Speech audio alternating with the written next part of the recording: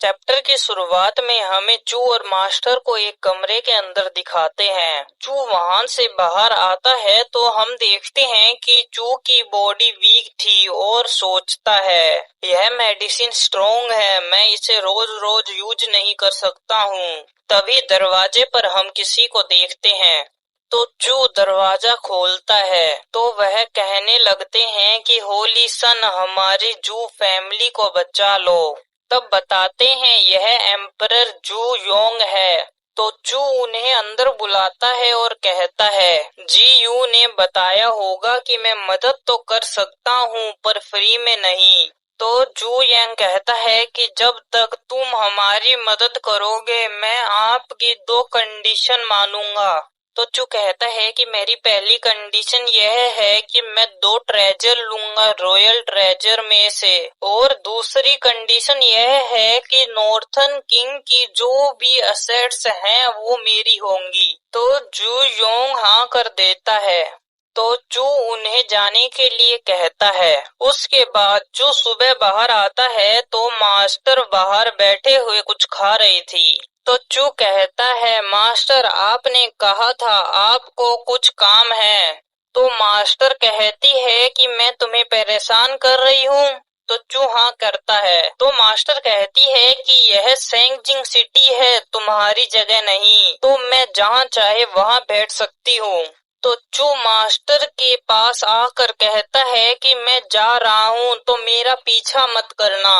उसके बाद हमें सिटी में 749 एरिया को देखते हैं। जो वहां एक घर में चला जाता है और अंदर जाते हुए कहता है कि मुझे जो चाहिए था वो तैयार है। तो वह कहती है कि सारे ट्रेजर इसमें है। तो चू उसे जिन हू एम्परर की लोकेशन बताता है।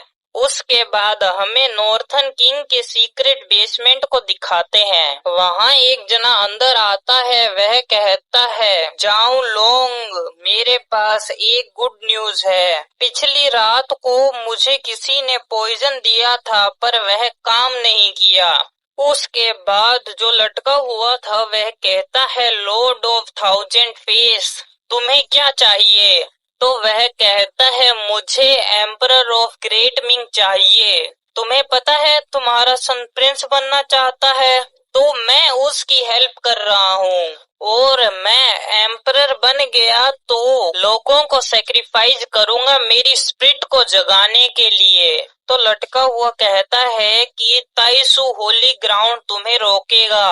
तो लॉर्ड ऑफ 1000 फेस कहता है, तुम्हारे बेटे ने होली सन के साथ मेरी मीटिंग फिक्स की है तो मैं कुछ डिस्कस करने के लिए वहां जा रहा हूँ।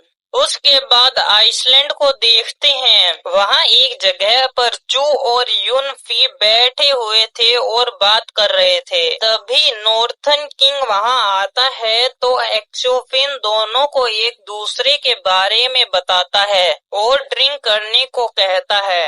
तो चू सोचता है कि मुझे नॉर्थन किंग से डीमन की प्रेजेंस क्यों महसूस हो रही है, तो ही मेरा पॉइजन वर्क नहीं किया। पॉइजन डीमन की इनर स्किल होती है।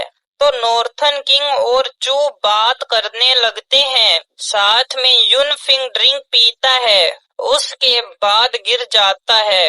तो सभी हैरान होते हैं एक्सो फिन को मरते हुए देखकर। और इसी के साथ हमारा ये चैप्टर यहीं पे खत्म होता है।